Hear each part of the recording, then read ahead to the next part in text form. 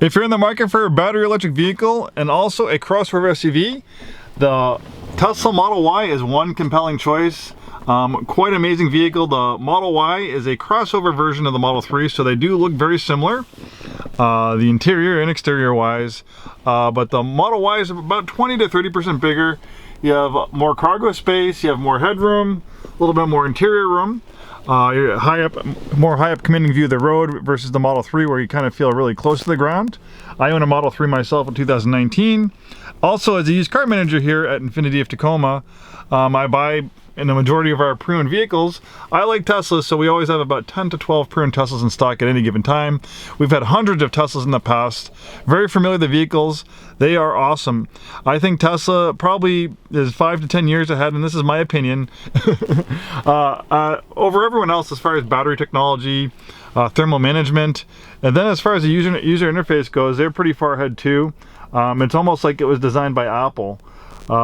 Just the level of depth you get in the menus. I've tried user interfaces from other competing electric vehicles, and there's, in my opinion, it's nothing close to what Tesla has. I mean, this feels like I'm using an iPad where I'm using other things. It feels like it's like a Commodore 64 as far as functionality goes. I mean, I really can't go on how amazing this user interface is. And the thing is that people might critique the Tesla saying, well, I like tactile buttons and switches that I can press. Well, some people used to like tactile, keyboards on their phones and stuff, but we all know how that went. The thing with that, if you have tactile switches that you hit, those are there forever. You can't reconfigure them.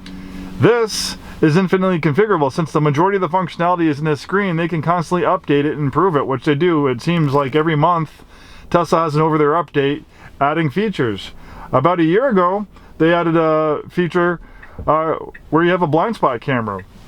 There's cameras in the fenders, and Teslas have been out for years. The Model 3 was out since 2017, and then in December of 2021, they did an update, and they figured out if you put the turn signal on, you can activate the camera in the fender, and now you have blind spot cameras.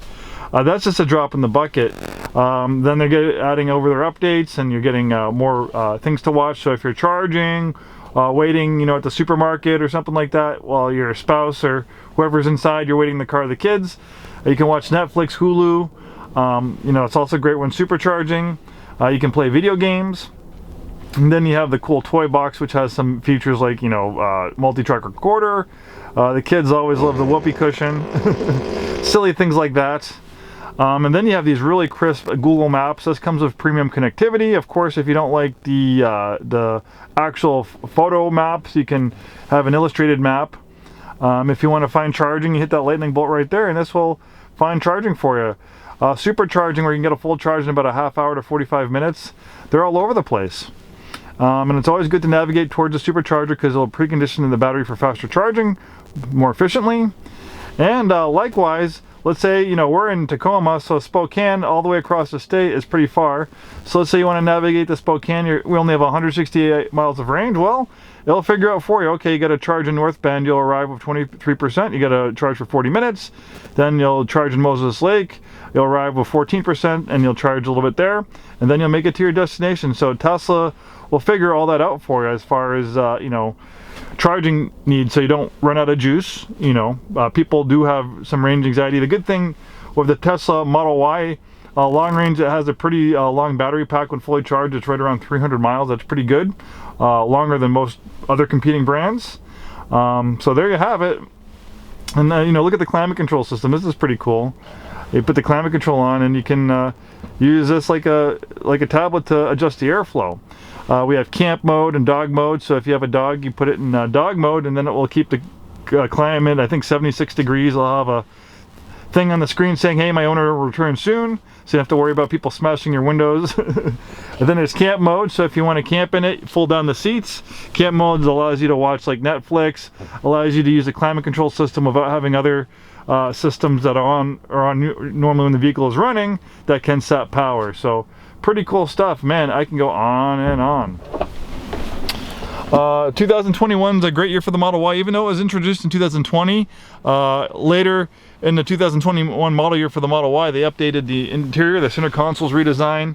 My Tesla has the older center console. I like this a lot better. I also like the fact that it has a wireless charging pad. That's a nice perk. Then they also added some other great features, like you have biodefense mode. It's not a gimmick. This thing has a giant HEPA filter about the size of the air filter in your house's HVAC system. And when you put the biodefense mode on, I'm going to turn it down just because it's loud. When you put the biodefense mode, it will seal all outside air coming into the vehicle except through the HVAC filter. So if there's pollutants, like some people in California, they actually got into their Teslas and the biodefense mode filtered out the dirty, smoky air from forest fires.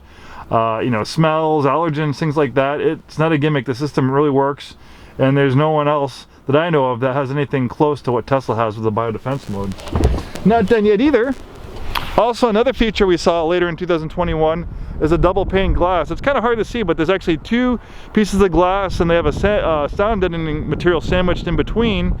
The earlier Model Ys did not have that. It makes it noticeably quieter on the highway. I, in fact, had a customer who was so fixated on that glass. She drove ones without it, and she drove ones with it, and it made it such a big difference. She had to have a Tesla with that double pane glass. So again, something that's not a gimmick. Look at all this interior space. I'm 6'2". Even though this is a compact vehicle, I have a lot of space back here. The floor is completely flat because you don't have traditional, you know, drive shaft tunnel and transmission, things like that. In a gas car, it's completely flat with the batteries. Huge glass panel for a roof, allowing lots of natural light in the interior.